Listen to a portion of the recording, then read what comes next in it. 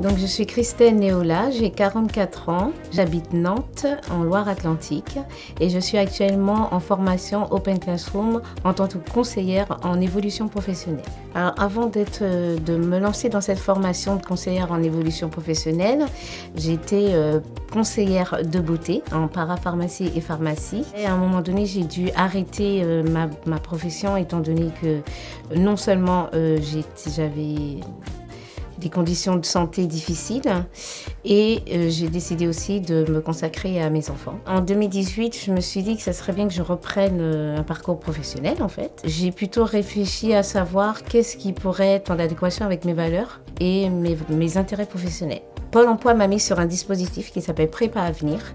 Et ce dispositif permet justement d'élargir notre champ visuel sur les métiers qui correspondent à ce qu'on attend. Et de là, c'est à travers des stages en fait que j'ai découvert une conseillère d'insertion qui avait la double casquette, conseillère d'insertion et formatrice, et qui m'a permis de faire un stage aux apprentis d'Auteuil. Et de là, j'ai découvert que c'est exactement ce que je veux faire. Et Pôle emploi, dès qu'ils ont validé mon projet, en fait, ils m'ont proposé avec un appel d'offres la formation de CEP avec Open Classroom. La formation est financée à 100% par Pôle emploi et ça se passe bien, ça se passe plutôt bien. Alors déjà, la formation elle est en distanciel.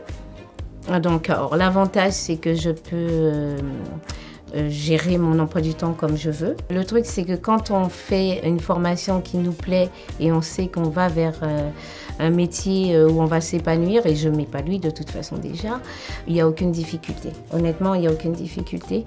Les cours sont bien faites, bien expliquées. En plus, on a un mentor qui nous permet de, si on a quelque chose qu'on n'a pas compris, de revoir. Je trouve que c'est très important d'avoir un mentor qui soit à l'écoute. Et j'ai vraiment cette chance d'avoir un mentor non seulement bienveillant, elle est à l'écoute et c'est une personne qui me guide dans tout ce que je dois faire.